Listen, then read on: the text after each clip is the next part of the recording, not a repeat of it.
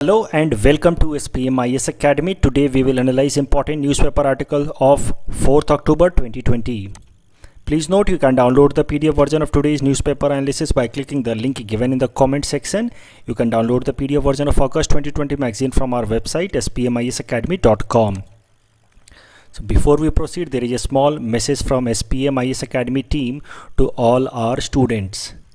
What we promised, we delivered. देखिए, हमने पहले भी कई दफ़ा कहा है, अपने वेबिनार में भी हमने कहा था कि जिस दिन यूपीएससी प्रीलिम्स एग्ज़ाम होगा उस दिन हम प्रूव कर देंगे कि जो हम पढ़ा रहे हैं उसी से मोर और लेस सवाल आएंगे, करंट अफेयर्स के खासकर। और आज यूपीएससी प्रीलिम्स एग्ज़ाम हो गई है और उसमें अगर आप जीएस पेपर देखें तो we are proud to announce, we are happy to announce कि जो भी पेपर आया है उसमें से 49 क्वेश्चंस हमारे न्यूज़पेपर एनालिसिस से आए हैं। 23 questions have come directly while 26 questions have come indirectly, जिसमें से यानी कि एक या दो ऑप्शन हमने डिस्कस कर दिया। तो उन दो ऑप्शंस को जानने के बाद आप एलिमिनेट करके उस क्वेश्चन को अटेम्प्ट कर सकते थे सही तरीके से।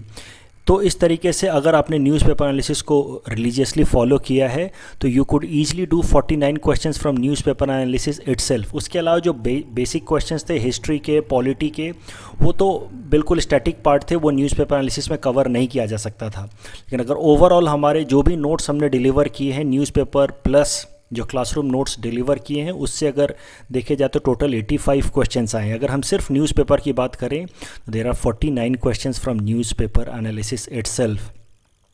और to prove our veracity, truthfulness, हमने प्रॉपर पीडीएफ भी बनाया है जिसमें हमने एग्जैक्ट डेट के साथ इंडिकेट किया है कि कौन से तारीख को हमने कौन सा टॉपिक डिस्कस किया था जिससे रिलेटेड आज ये सवाल आया है। तो full PDF has been created जिसमें पूरे एक साल के अंदर हमने जो जो टॉपिक डिस्कस किए थे उसका उस तारीख का डेट, उस टॉपिक का डेट प्लस कौन से सेगमेंट में हमने डिस्कस किया है वो भी हमने बताया है।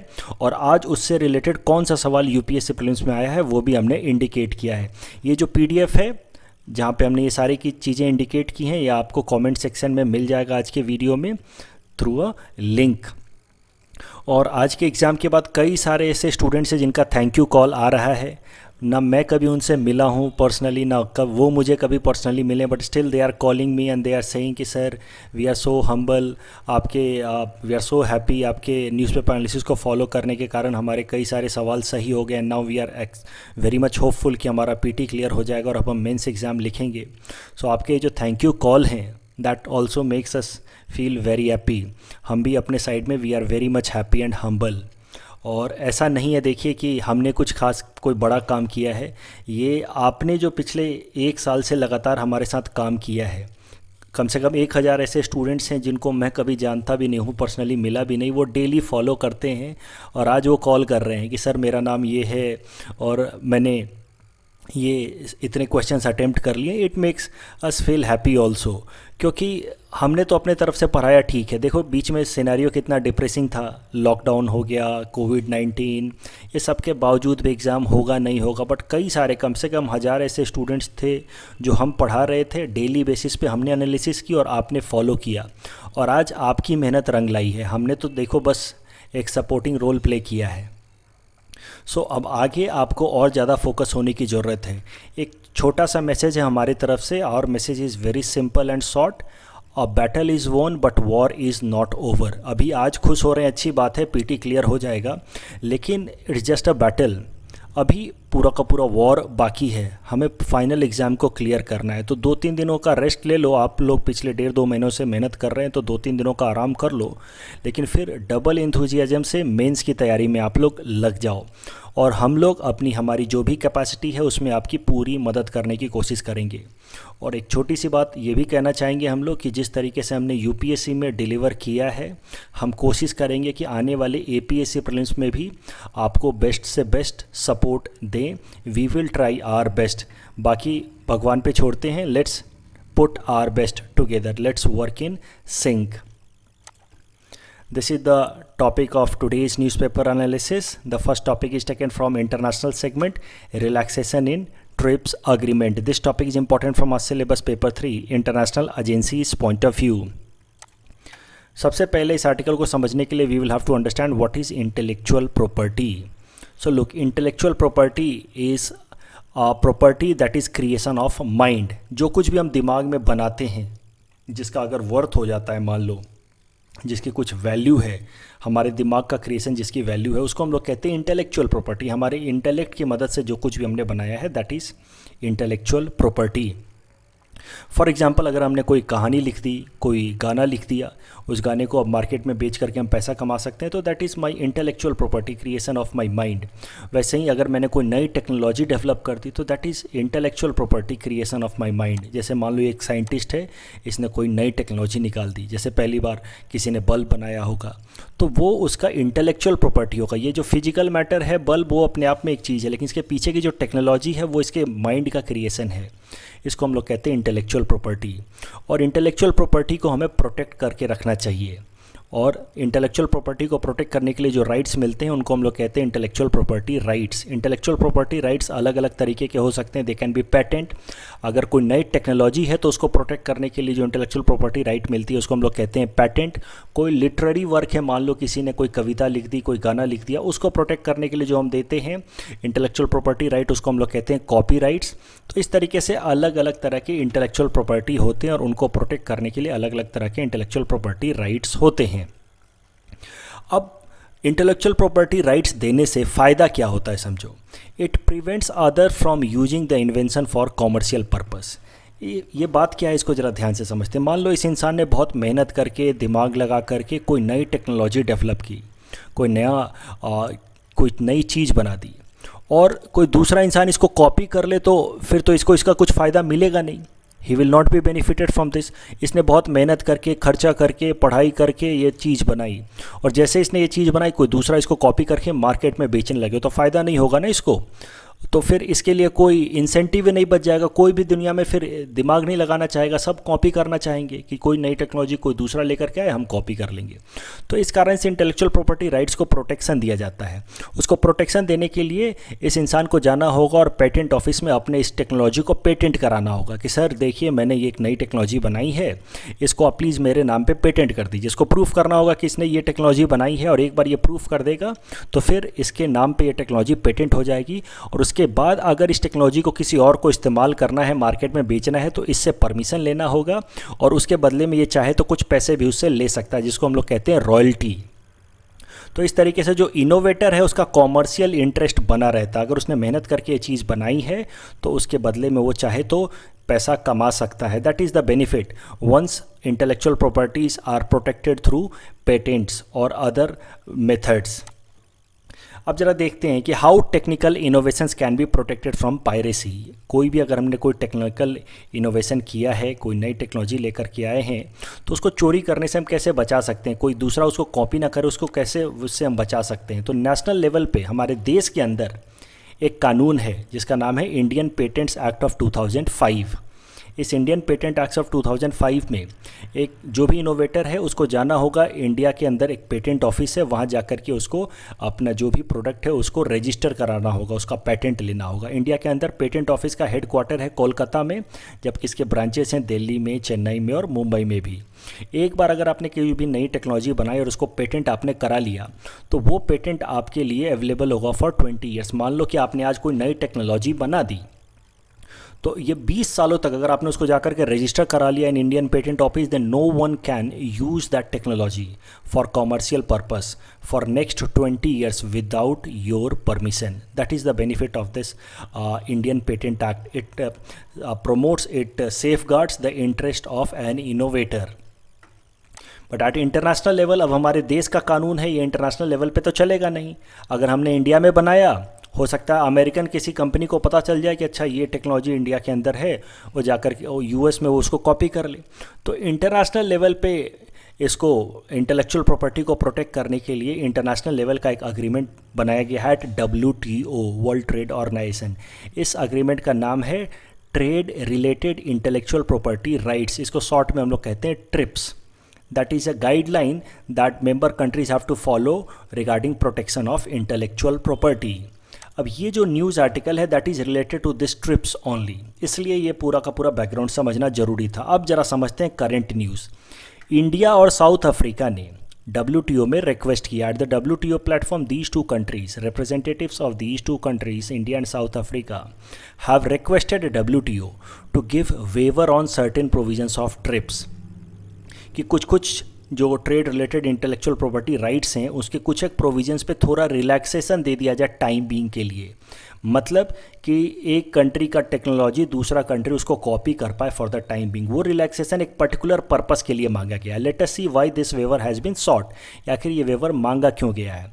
So this waiver has been sought to ensure that the vaccine against कोविड-19 gets easily distributed across the world. अगर कोई भी दुनिया का कोई भी रिसर्च ऑर्गेनाइजेशन ये वैक्सीन बना लेता है तो अगेंस्ट कोविड-19, तो दुनिया के बाकी कंट्रीज़, बाकी रिसर्चर्स उसको कॉपी करना को अलाउ किया जाना चाहिए, सो दैट ये जो वैक्सीन की टेक्नोलॉजी है वो पूरे दुनिया भर में स्मूथ तरीके से पूरे दुनिया भर के लोगों को मिल पाए। अभी प्रॉब्लम क्या है कि अगर मान लो किसी भी कंपनी ने वैक्सीन बना भी ली तो फिर वो पेटेंट देगा या नहीं देगा, क्योंकि उसके राइट्स वो वैक्सीन जब वो बनाएगा तो that vaccine will be that companies intellectual property that will be protected under WTO's trips agreement. तो दूसरे कंट्री उसको कॉपी नहीं कर पाएंगे, दूसरे कंट्री के जो फार्मास्यूटिकल कंपनीज हैं या रिसर्च ऑर्गेनाइजेशंस हैं उसको कॉपी नहीं कर पाएंगे जब तक उसको कॉमर्शियल परमिशन नहीं मिलता है फ्रॉम द ओरिजिनल इनोवेटर। और ओरिजिनल इनोवेटर उसको प्रमोट करने के बाद, बनाने के बाद, अगर पैसों के लिए दूसरों को जल्दी आराम से नहीं दिया तो, ज़्यादा पैसे अगर चार्ज करे तो कुछ भी अगर ऐसा होता है तो कोरोना वायरस का वैक्सीन बनने के बाद भी उसके डिस्ट्रीब्यूशन में काफ़ी टाइम लग जाएगा, और जितना ज़्यादा डिले होता जाएगा फैटिलिटी उतनी बढ़ती जाएगी। डेली कितने सारे लोग मारे जा रहे हैं बिकॉज ऑफ दिस कोविड-19। तो ये एक ह्यूमैनिटेरियन डिजास्टर है, ये पूरी दुनिया भर के लिए एक जॉइंट थ्रेट है, किसी एक पर्टिकुलर कंट्री के लिए ये थ्रेट नहीं है। और इस कारण से इंडिया और साउथ अफ्रीका ने रिक्वेस्ट की है WTO के अंदर कि अगर कहीं भी कोविड-19 का वैक्सीन बन जाता है तो उसके ऊपर पेटेंट के नॉर्म्स थोड़े रिलैक्स्ड होने चाहिए, ताकि वो आराम से एक जगह से दूसरे जगह कॉपी हो सके और पूरे दुनिया भर के लोगों को वैक्सीन आराम से मिल सके। अब इसमें कंसर्न भी है, इसमें इशू भी है, इतनी आसान बात नहीं है। कैसे WTO में अगर इस नॉर्म्स को हम रिलैक्स कर देते हैं तो जो भी ओरिजिनल इनोवेटर्स हैं, रिसर्च ऑर्गेनाइजेशन जैसे कि ऑक्सफोर्ड एस्ट्राजेनेका लगा हुआ है इस वैक्सीन को डेवलप करने के लिए, या हार्वर्ड यूनिवर्सिटी लगा हुआ है इस वैक्सीन को डेवलप करने के लिए, रसिया का गामलेया इंस्टीट्यूट ने वैक्सीन डेवलप किया है, अगर इन सब को पेटेंट राइट नहीं मिलता है तो आखिर इनका जो भी मेहनत है वो ख़राब हो जाएगा। इन्होंने अभी तक कितना सारा $1 बिलियन इन्वेस्ट कर रखा है इस वैक्सीन को बिल्ड करने के लिए, वो सारा पैसा ख़राब हो जाएगा। सो इनका जो इंथुजियाज़म है, इनका जो मोटिवेशन है कि जब ये वैक्सीन बना देंगे और पूरे दुनिया भर में बेचेंगे तो उससे उनको काफ़ी ज़्यादा कॉमर्शियल गेन होगा, that motivation might go away. So वो मोटिवेशन बना रहना भी ज़रूरी है। अगर ट्रिप्स एग्रीमेंट को थोड़ा सा सिंप्लीफाई कर दिया गया, थोड़ा सा लिबरल कर दिया गया फॉर कोविड-19, तो जो कोविड-19 के वैक्सीन मैन्युफैक्चरर्स हैं जो रिसर्च कर रहे हैं, दे माइट गेट डीमोटिवेटेड, क्योंकि ये इतना मोटिवेटेड होकर इसीलिए काम कर रहे हैं ताकि एक बार जब ये वैक्सीन डेवलप हो जाएगी then they might get huge remuneration. So दोनों तरफ से रिस्क है। अगर ये कंपनी इनका ट्रिप्स एग्रीमेंट में इनको हम प्रोटेक्शन नहीं देते हैं तो ये वैक्सीन बनाएंगे ही नहीं, that will be worst thing. So एक बैलेंस रखना होगा and we will have to find a middle path with respect to this issue. The next article is taken from national segment. It is about Atal Tunnel that has been inaugurated. This topic is important from our syllabus paper 4 infrastructure point of view. This topic is about Rohtang Tunnel. इसका पूरा नाम है Atal Rohtang tunnel. जैसा आप देख सकते हैं it has been named after former India's prime minister Atal Bihari Vajpayee, क्योंकि अटल बिहारी वाजपेयी साहब ने इसका 2002 में ही इस प्रोजेक्ट को स्टार्ट किया था, इसका फाउंडेशन ले डाउन किया था अटल बिहारी वाजपेयी जी ने 2002 में। इस कारण से इसका नाम है अटल रोहतांग टनल। और देखो ये रोहतांग टनल है, इसका काम क्या है, it will be built under Rohtang pass in Pir Panjal range of Himalaya that will connect Leh Manali highway. So Manali से लेह जाने के लिए, ये मनाली है, यहाँ से लेह जाने के लिए हमें ये अटल रोहतांग टनल का भी इस्तेमाल करना होगा। और ये अटल रोहतांग टनल कुछ इस जगह पे है, यहाँ पे आपको पता है पीर पंजल हिमालयाज़ हैं, मिडिल हिमालयाज़ के एक माउंटेन रेंज है पीर पंजल, उसके अंदर एक पास है रोहतांग पास जिसके थ्रू ये गुजरता है अटल टनल। और इससे जो डिस्टेंस है मनाली और लेह का वो लगभग 46 किलोमीटर कम हो जाएगा। करंट न्यूज़ यही है कि आज यानी कि कल यानी कि 3 अक्टूबर को प्रधानमंत्री मोदी ने इसको इनॉग्रेट कर दिया है। सो अब इस टनल का थोड़ा स्ट्रैटेजिक सिग्निफिकेंस भी देख लेते हैं। इसको मैंने पहले भी कवर किया था, आज इसको एक बार फिर से रिवाइज कर लेते हैं। 7 अगस्त को इसको मैंने पहले भी कराया था। तो इसका स्ट्रैटेजिक सिग्निफिकेंस देख लेते हैं। देखिए ये लेह, ये मनाली शहर हमारा हिमाचल प्रदेश में, यहाँ से लेह जाने के लिए वी हैव 2 रोडवेज़। एक तो मनाली से लेह हम इस रास्ते से जा सकते हैं, सो मरारी पैंगोंग सो होते हुए नुब्रा वैली जा सकते हैं। आपको पता है कि ये जो पूरा का पूरा एरिया है that is very much disturbed. यहाँ पे चाइनीज़ फोर्सेस के साथ काफ़ी स्ट्रगल होती रहती है इंडियन फोर्सेस की। सो इस एरिया से मनाली से लेह तक का जो रास्ता है वो काफ़ी स्मूथ होना चाहिए, that should be properly coordinated, क्योंकि इस एरिया में अगर कभी भी कोई टेंशन हो जाए against Chinese soldiers, there should be smooth supply of civil facilities plus arms ammunitions to our forces. हमारे पे यहाँ सोल्जर्स यहाँ पे तैनात हैं against Chinese soldiers, Nubra valley में, पैंगोंग सो मोरारी में। और अगर किसी कारण से चाइनीज़ के साथ कन्फ्लिक्ट हो जाती है और हम यहाँ मनाली से उनको आर्म्स एम्यूनेशंस या बेसिक सिविल सप्लाईज मेडिसिन्स वगैरह नहीं भेज पाएंगे, then it will be a difficult situation. तो इस कारण से मनाली से लेह की कनेक्टिविटी को अच्छा करना बहुत ज़रूरी है।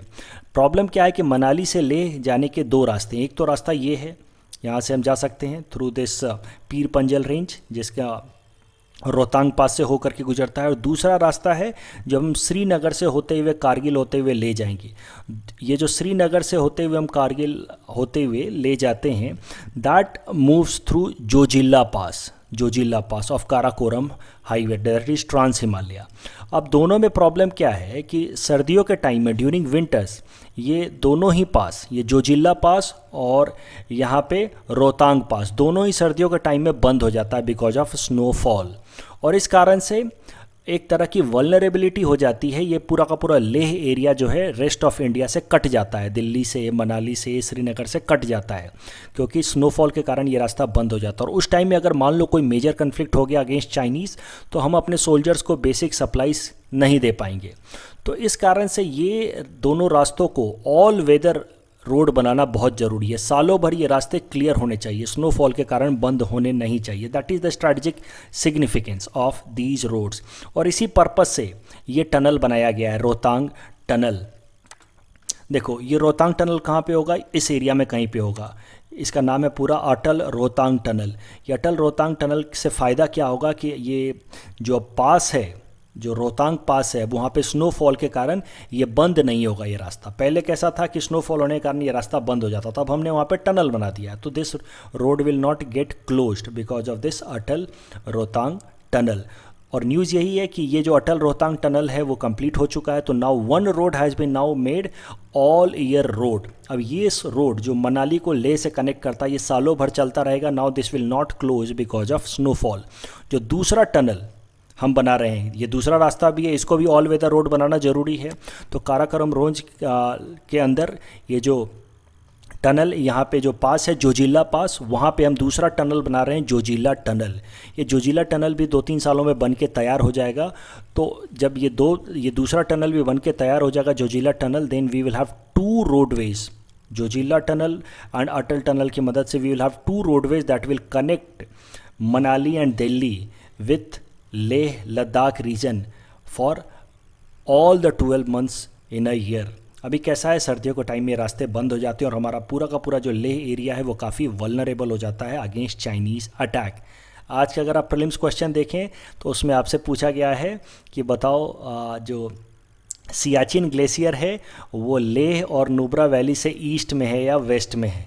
ये टॉपिक हमने पहले भी किया था, वहाँ पे भी हमने मैपिंग देखी थी। ऑफ कोर्स ये जो सियाचिन ग्लेशियर है वो नुब्रा वैली से थोड़ा वेस्ट में है, राइट।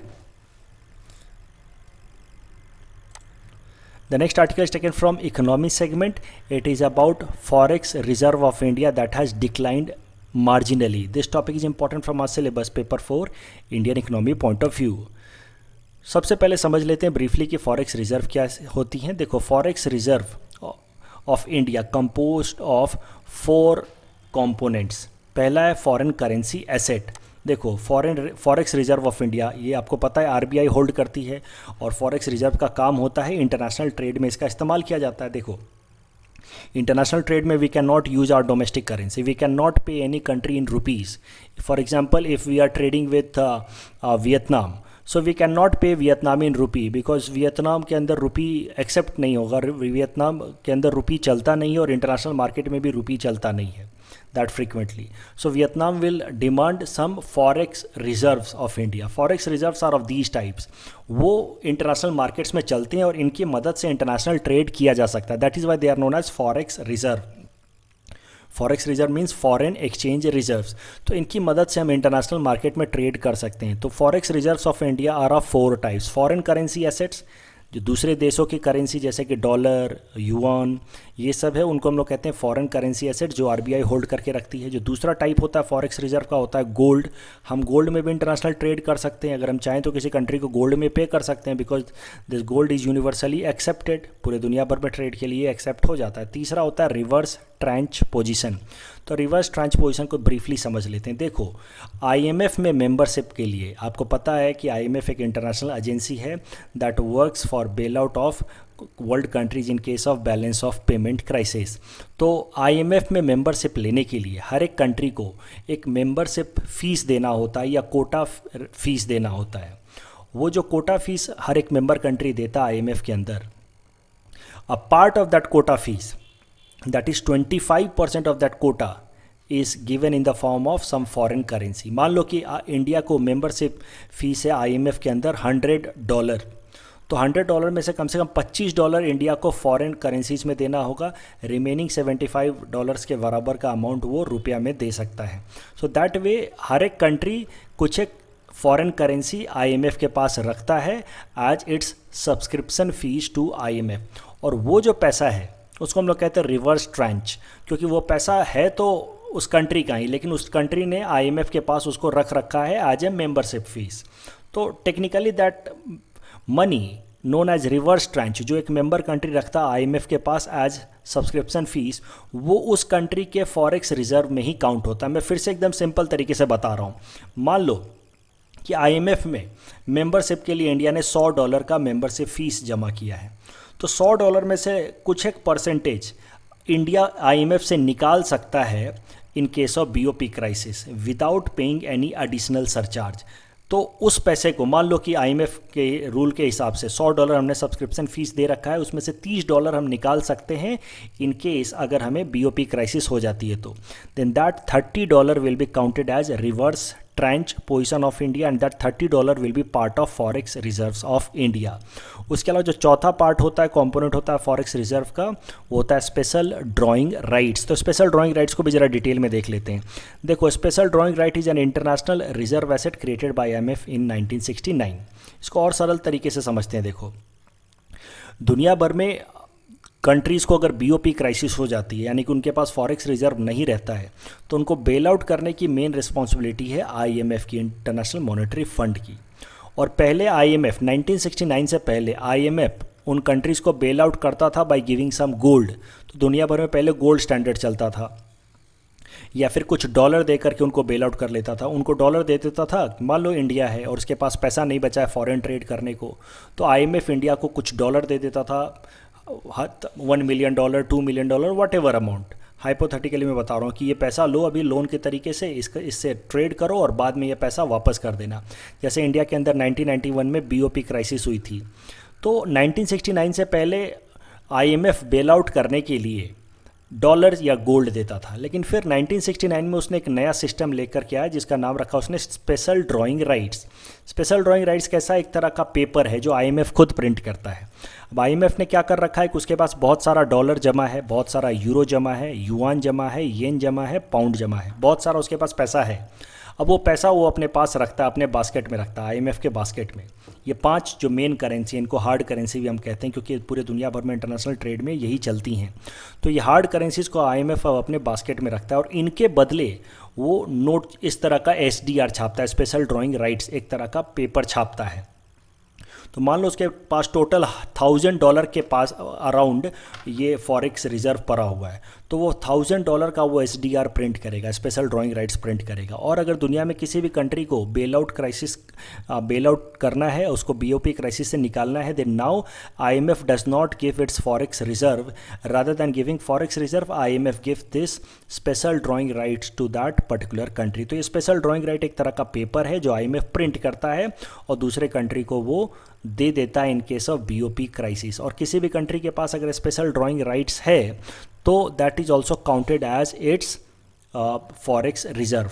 और हर एक कंट्री, देखो अब कैसा है कि इंडिया के पास भी कुछ स्पेशल ड्राइंग राइट्स हैं, तो हम लोग क्या करते हैं, हम लोग चाहें तो स्पेशल ड्राइंग राइट्स BOP के टाइम में, BOP क्राइसिस के टाइम में we can take it from IMF as a loan, while in normal times we can buy some SDR from IMF by paying some forex reserve from some forex currency asset। तो अभी normal time हमारे देश में India के अंदर कोई BOP crisis नहीं चल रही है, फिर भी हमने लगभग 5-6 बिलियन डॉलर का SDR खरीद के रखा हुआ है। So this way we have SDR also. SDR याद रखें, it is not an official currency, क्योंकि करेंसी छापने का जो राइट है वो किसी एक पर्टिकुलर सोवरेन कंट्री के पास है, किसी सरकार के पास है, और IMF तो सरकार है नहीं।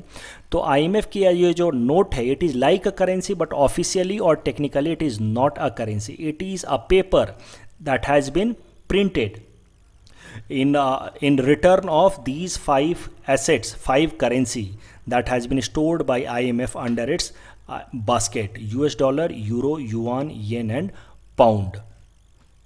तो अब करंट न्यूज़ देखते हैं। करंट न्यूज़ ये है कि इस वीक इंडिया का forex reserve all time high पे पहुंच गया था। हमारा फॉरेक्स रिजर्व लगभग $545 बिलियन पे पहुंच चुका है।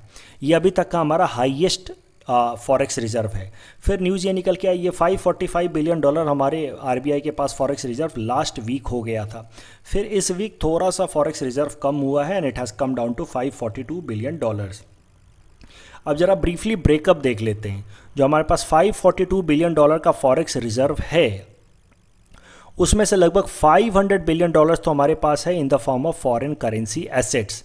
हाईएस्ट फॉरेन करेंसी एसेट्स मतलब जो foreign currencies dollar, euro, yuan, इनके फॉर्म में हमारे पास लगभग $500 बिलियन है RBI के पास। गोल्ड के फॉर्म में RBI के पास लगभग $36 बिलियन हैं। स्पेशल ड्राइंग राइट्स यानी कि IMF का जो वो पेपर है, वाइट पेपर, उसके फॉर्म में हमारे पास लगभग $5 बिलियन है। और रिवर्स ट्रांच हमारे पास hardly $1 billion. So reverse tranche is lowest, it is about $1 billion. आज UPSC 2020 का जो प्रीलिम्स एग्ज़ाम हुआ उसमें डायरेक्टली ये सवाल पूछा गया है, और ये टॉपिक मैंने पहले भी कवर किया था, जहाँ पे मैंने आपको रिवर्स ट्रांच डिटेल में पढ़ाया था। इस इन्फॉर्मेशन के बेसिस पे जो भी कुछ भी अभी तक हमने पढ़ा, उसके बेसिस पे आप इस क्वेश्चन को बड़े आसानी से अटेम्प्ट कर सकते हैं। गोल्ड ट्रांच और reverse tranche refers to, of course 4 options हैं, इसमें से करेक्ट ऑप्शन होगा credit system guaranteed by IMF to its member. You can again attempt this question and you can submit the answer in the comment section. The next article is taken from Assam segment. It is about National Highway number 15 to be declared green highway. This topic is important from our syllabus, paper 6 Assam infrastructure point of view.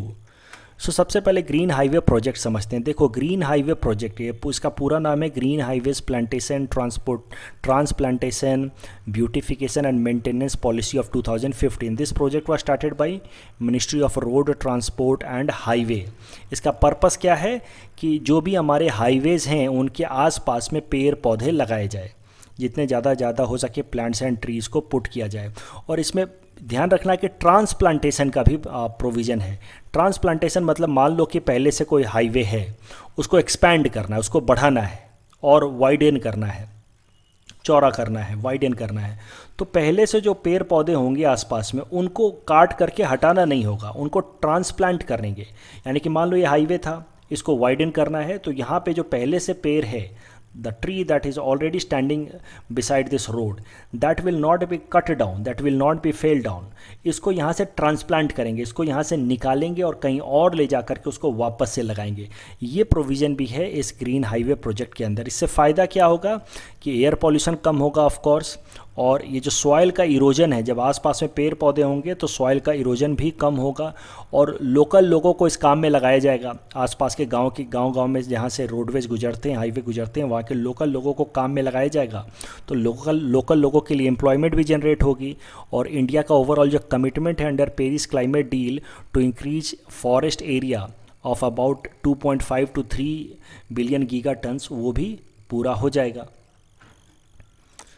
अब current news पे आते हैं। Current news ये कह रहा है कि national highway number 15 को ब्रॉडेन किया जा रहा है। जो असम के अंदर है नेशनल हाईवे नंबर 15, इसको वाइड किया जा रहा है, चौड़ा किया जा रहा है। नेशनल हाईवे नंबर 15 को मंगलडाई टाउन के आसपास में इसको ब्रॉडेन किया जा रहा है। अब एक बार ब्रीफली देख लेते हैं पहले नेशनल हाईवे नंबर 15 कहाँ से कहाँ तक गुजरता है। देखो, national highway number 15 moves from Baihata in Assam till Wakro in Arunachal Pradesh. यहाँ बाईहटा से लेकर के वाकरो अरुणाचल प्रदेश तक ये जाता है। और मंगलडाई एरिया में, डरांग डिस्ट्रिक्ट के मंगलडाई टाउन के आसपास इसको थोड़ा सा वाइडन किया जा रहा है। तो वाइडन करने के कारण आसपास के पेड़ पौधों को काटा जा रहा है और इसी कारण से मंगलडाई टाउन के जो इन्वायरमेंट कॉन्शियस लोग हैं, जो चाहते हैं कि इन्वायरमेंट को पॉल्यूट ना किया जाए, वो लोग डिमांड कर रहे हैं भारत सरकार से कि ग्रीन हाईवे पॉलिसी यहाँ भी लगाई जाए अच्छे से और इन पेड़ों को काटा ना जाए, उनको ट्रांसलोकेट किया जाए, यहाँ से निकाल करके दूसरे जगह जा करके लगाया जाए। यही है न्यूज़ आर्टिकल। इस न्यूज़ में it will not come directly in the exam, लेकिन मैंने ये न्यूज़ आर्टिकल इसलिए कवर किया ताकि मैं आपको ग्रीन हाईवे प्रोजेक्ट बता सकूँ और नेशनल हाईवे नंबर 15 कहाँ से कहाँ गुजरता है वो मैं आपको बता सकूं, क्योंकि हाईवे से रिलेटेड APSC प्रीलिम्स में डायरेक्टली सवाल पूछा जा सकता है। इस पूरे टॉपिक के बेसिस पे हमने आपको एक प्रैक्टिस क्वेश्चन दे रखा है। You can attempt this question and you can submit the answer in the comment section. इस क्वेश्चन को अटेम्प्ट करने के लिए आपको हमने एक हिंट्स फिगर भी दे रखा है। इस फिगर की मदद से आप इस क्वेश्चन को बड़े आसानी से अटेम्प्ट कर सकते हैं। In our segment most probable PT topics for upcoming APSC, we will cover topic number 73 to 75. Topic number 73 is about Project Haryali. Assam Governor Professor Jagdish Mukhi launched Project Haryali by planting 1500 saplings at the headquarters of 15 Battalion of Sashastra Seema Bal at Kajalgaon in Chirang district. Under this project, a total of 4 lakh saplings will be planted in all 4 districts of Bodoland Territorial Autonomous Districts of Assam. Objective of this project Haryali is to enrich the green cover of Assam. Please attempt this practice question that is based on topic number 73. Topic number 74 is about Quality Survey World University Ranking of IIT Guwahati. So IIT Guwahati was ranked 470th in Quality Survey World University Ranking of 2021. The Quality Survey 2020 में IIT Guwahati की rank थी 491। तो पिछले साल की तुलना में इस साल IIT गुवाहाटी ने थोड़ा इम्प्रूवमेंट रजिस्टर किया। It has registered an improvement of 21 ranks. Topic number 75 is Garsen Town. It is in Chamoli district of Uttarakhand and it has been made summer capital of Uttarakhand, while Dehradun will remain winter capital of Uttarakhand. So please attempt this practice question that is based on topic number 75. This is the answer of question number 70 to 72 that we had given in yesterday's newspaper analysis. Today's question can be attempted by students and you can submit the answer in the comment section. We will be sharing answer of these questions in tomorrow's newspaper analysis. कल जो हमने practice question दिया था उसका answer देख लेते हैं। First was about आईची टारगेट। आईची target was adopted under Nagoya protocol, not Cartagena protocol, और जो इसके 20 के 20 टारगेट्स थे उसमें से एक भी पूरी तरह से कंप्लीट नहीं हो पाया है। So the correct answer will be option D. Next was about Beijing platform for action. इसका करेक्ट आंसर होगा option C, an agenda for women empowerment. और तीसरा क्वेश्चन था रिगार्डिंग माइनर मिनरल्स। तो माइनर मिनरल्स में हमने कल ही देखा था sand is minor mineral, so first option is right.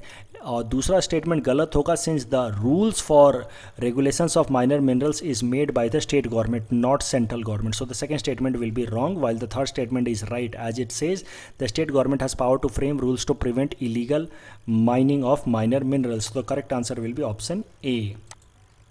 That's all from our side for today. Thanks for watching.